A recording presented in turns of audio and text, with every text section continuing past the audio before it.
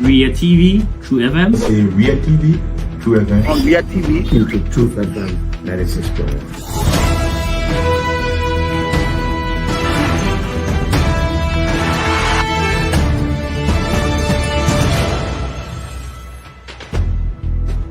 what's the meaning of the black barrier? The black barrier is to tell Joseph Bakala, if you don't organize yourself in a barefoot manner, we'll take your better like You might say what you want to say, but for us, we are here to make sure we build our country, that we are respected.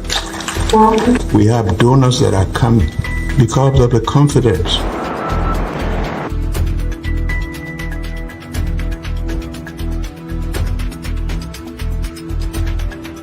Some news summary at 12. My name is Hansen Delta Present. Welcome to News and Analysis 30 minutes of news presentation about Liberia, Africa, and our one world. Presenting this newscast is proudly sponsored by Orange Liberia and EcoBank Liberia Limited.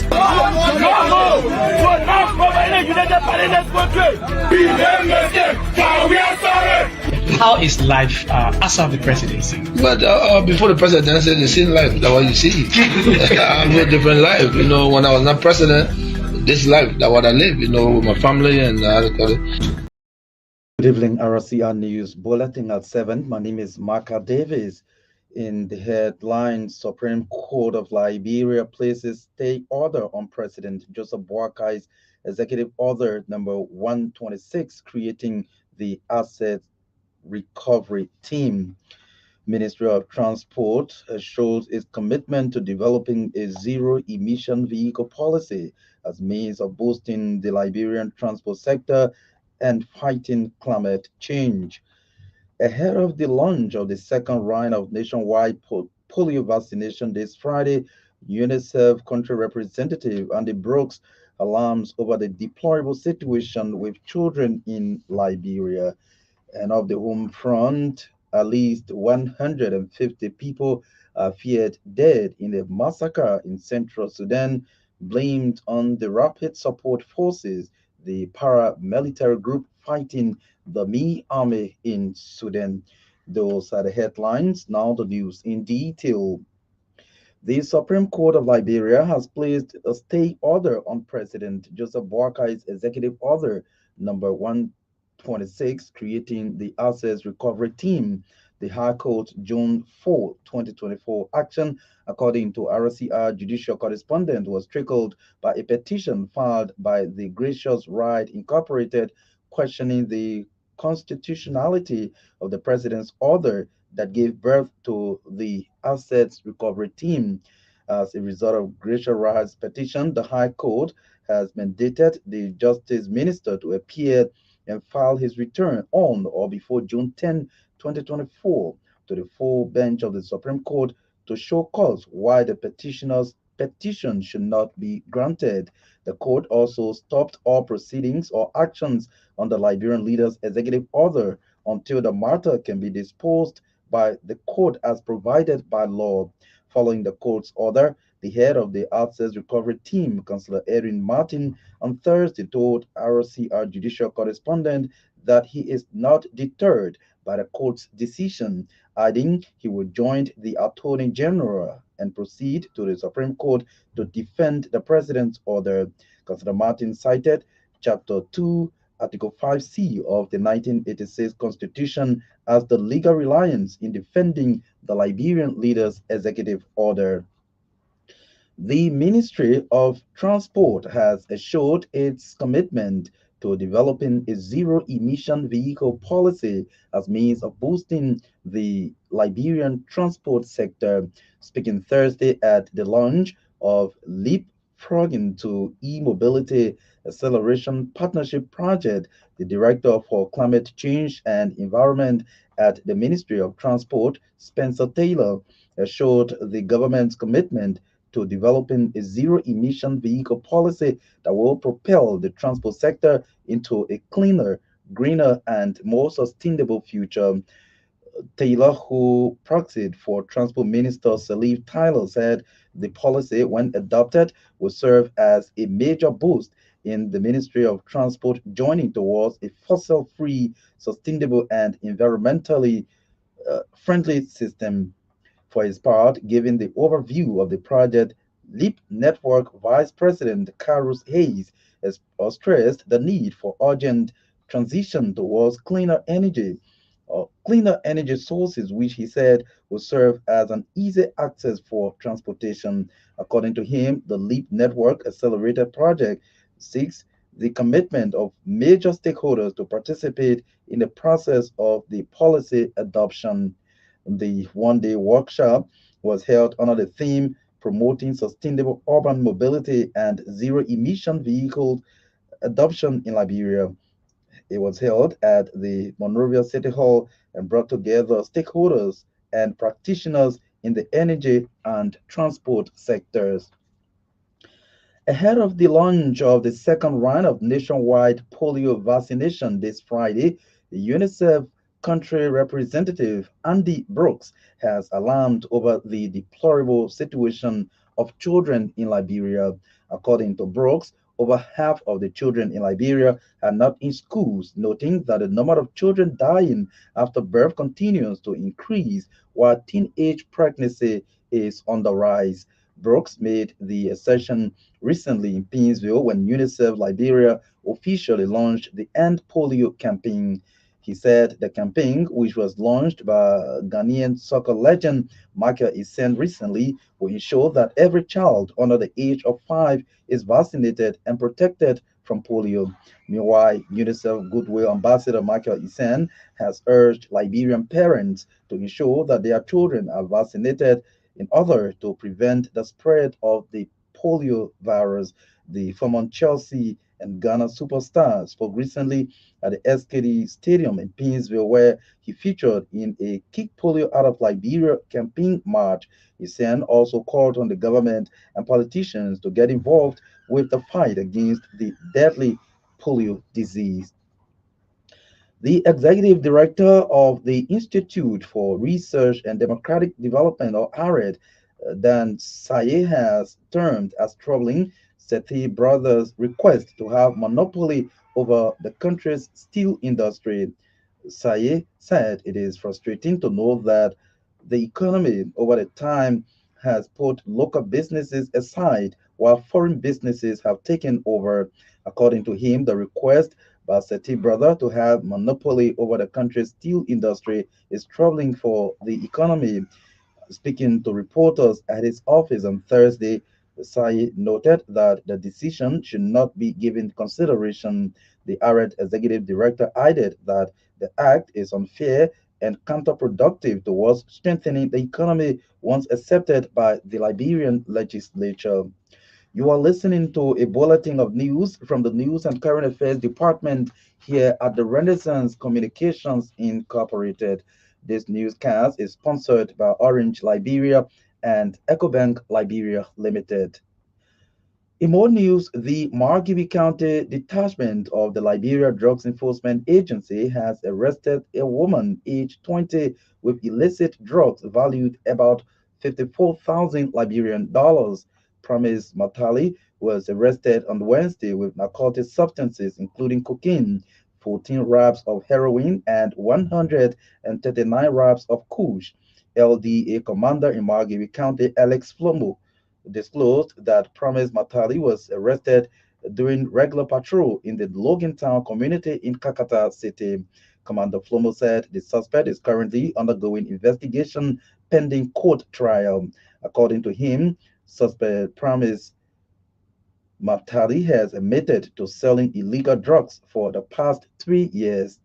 Flomo, meanwhile, told RCR News that he will ensure that an increase of drug use can be minimized in Margibi under his watch. He added that his office would not compromise any drug case in the county, adding that to make Margibi drugs free, it depends on the collective efforts of every citizen. He made the disclosure to RCR News this Thursday.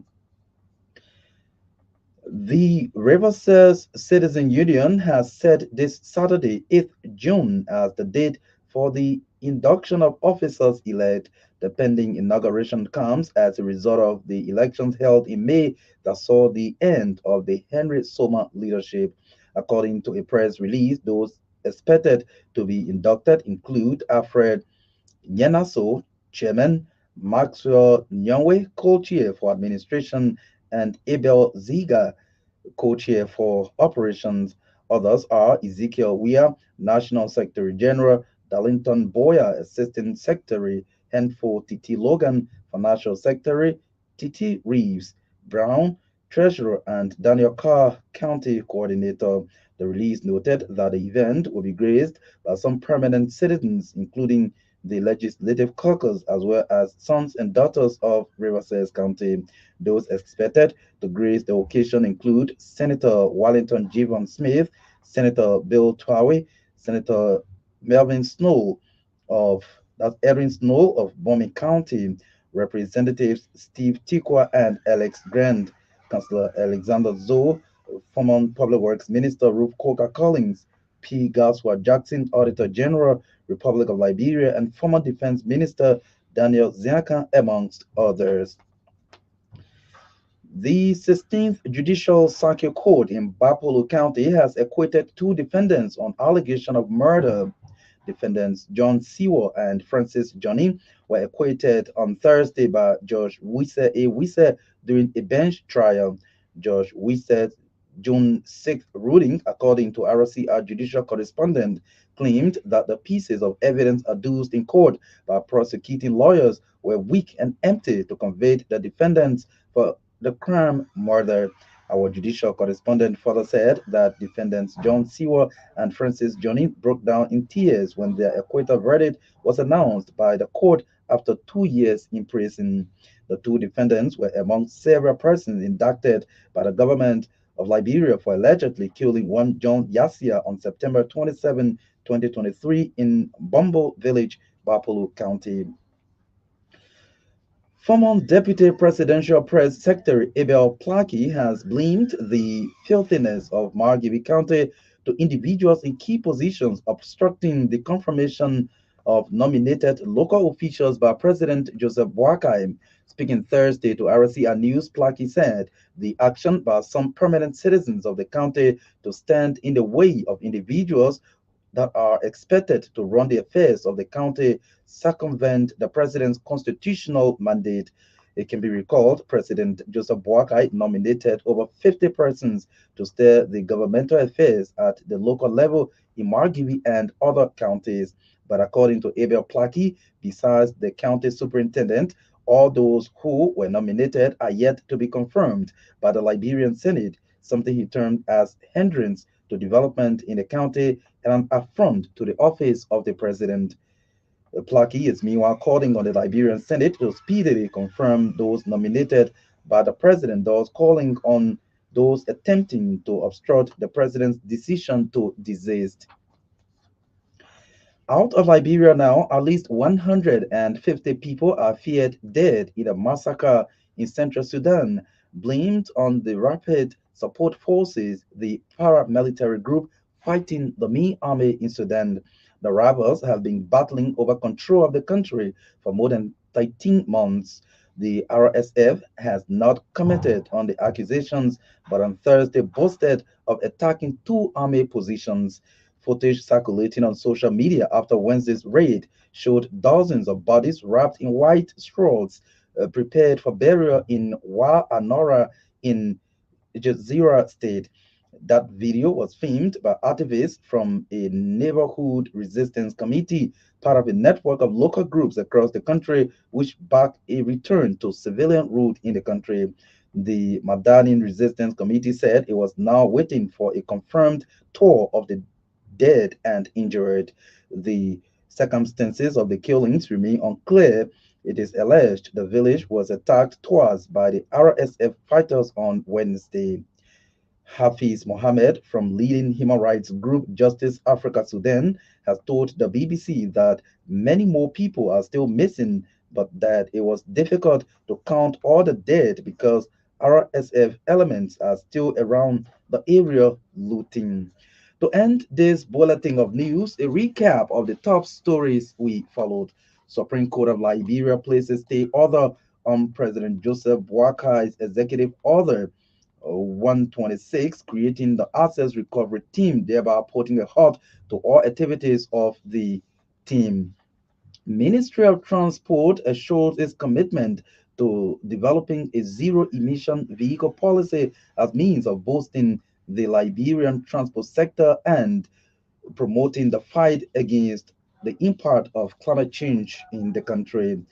Ahead of the launch of the second round of nationwide polio vaccination this Friday, UNICEF country representative Andy Brooks alarms over the deplorable situation of children in Liberia.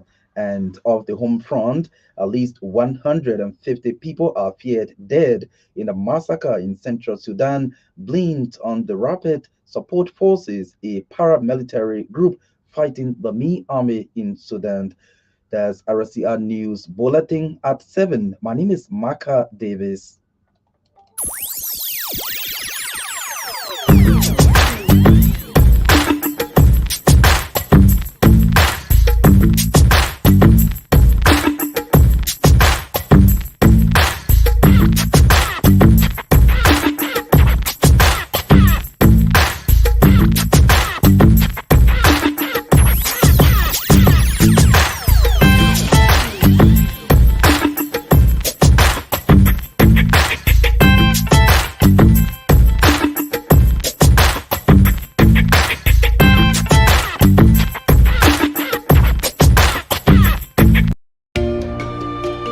Starting today, why not have a little more fun? Why not use money this easily?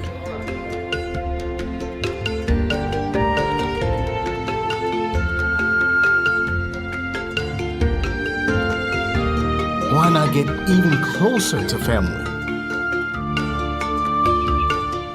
Why not work how you've always wanted?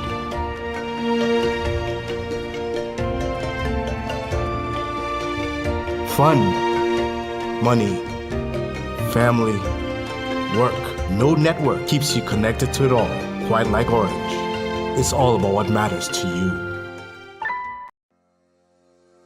Introducing the Orange Money Card to Wallet service. How to transfer money from your bank card to an Orange Money wallet with the Card to Wallet service. Go to the Orange Botswana website at www.orange.co.bw and select the drop-down menu and click on Orange Online. This will open a new tab which will ask you to sign in. Click on Sign Up to register for the Card to Wallet service as a new user. Enter your name, surname, the Orange number and email address that will be linked to this service. Proceed to enter your occupation and create and confirm your password, which you will then be required to sign in with every time you make a card to wallet transfer. You will then receive an email confirmation. Enter the one-time PIN that you received on your phone.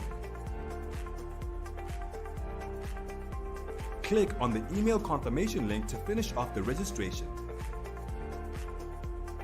Once the registration is complete, log in, click on Card to Wallet, then enter the Orange Money number you are transferring to and the amount. Continue by entering the source of funds, purpose of funds, and proceed to payment. Click the Visa or MasterCard option and enter your card number, your full names as well as the card expiry date. Proceed to enter the CVV number and click Continue. Enter the one-time PIN that you received on your phone to complete the transaction. Click on Continue to complete the transaction. And just like that, the transaction is complete.